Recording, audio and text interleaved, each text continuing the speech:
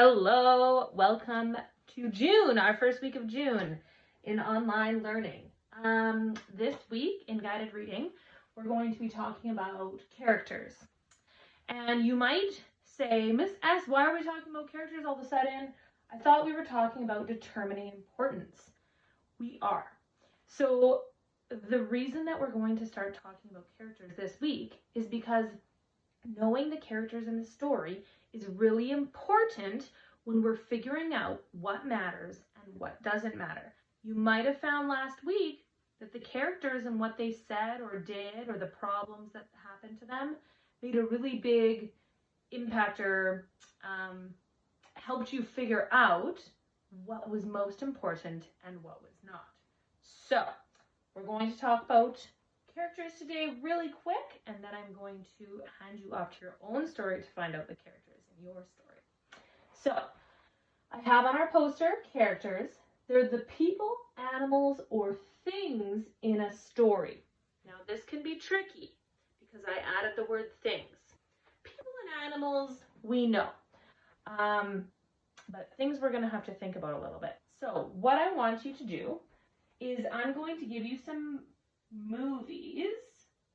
I'm going to give you some movies, and you're going to tell me who the characters are in those movies or books that we've all read.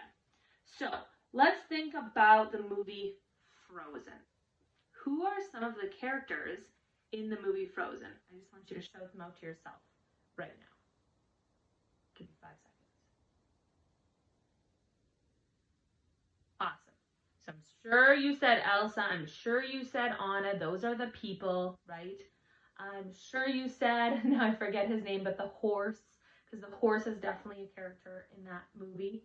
But what about Olaf? Olaf is a thing, right? He is not a person or an animal, but he talks and he does actions. So he is a character. Think about the movie Toy Story. Those are toys. Those are the characters of the movie. So that's why we have to include things too. So things that do things or say things are characters as well. Let's think about the book that we read. Oops.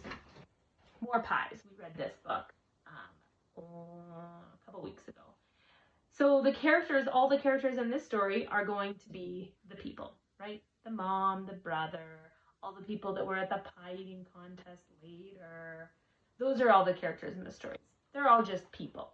But depending on the book that you're reading, there's going to be people as characters, animals as characters, and sometimes things as characters.